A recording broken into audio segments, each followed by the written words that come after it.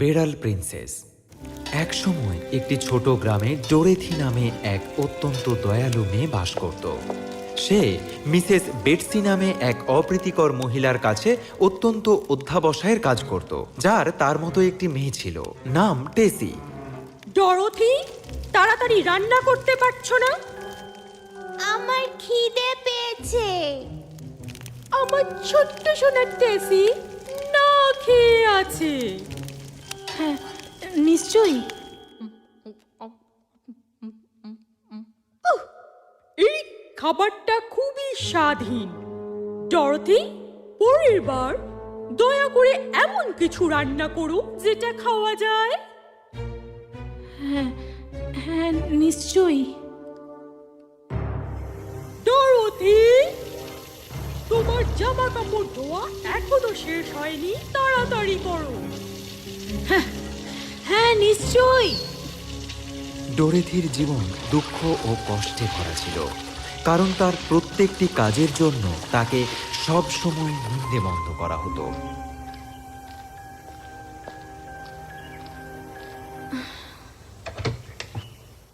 ঠাকুমা, আমি চলে এসেছি। ও ডরোথি! ডোরেথি তার বৃদ্ধ ঠাকুমার সাথে থাকত এবং তার সমস্ত উপার্জন তাকে আরামে এবং সুখে রাখতে ব্যয় করত। আমি খুব ভালোবাসি।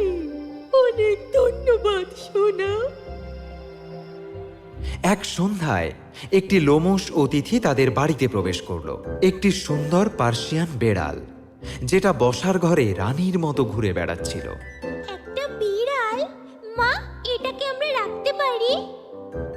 না, প্লিজ প্লিজ প্লিজ মা। ঠিক আছে, কিন্তু আমি এটার দেখাশোনা করতে পারবো না।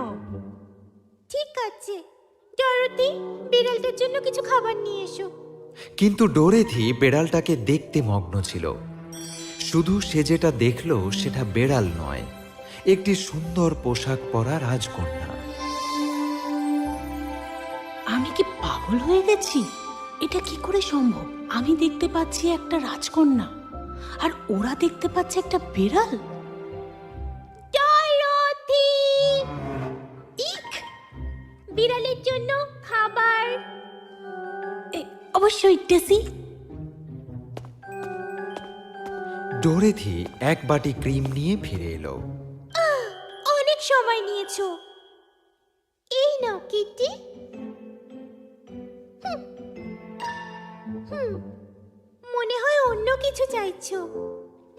তারা বেড়ালটিকে খুব সুস্বাদু জিনিস দিতে চাইল, কিন্তু সে কিছুই খেতে চাইল না। ওকে ছেড়ে দাও। বিড়ালটা খুব মেজাজি, যখন ইচ্ছে হবে খেয়ে নেবে। চলো, রাতের খাবার খাওয়া যাক। ডরোথি,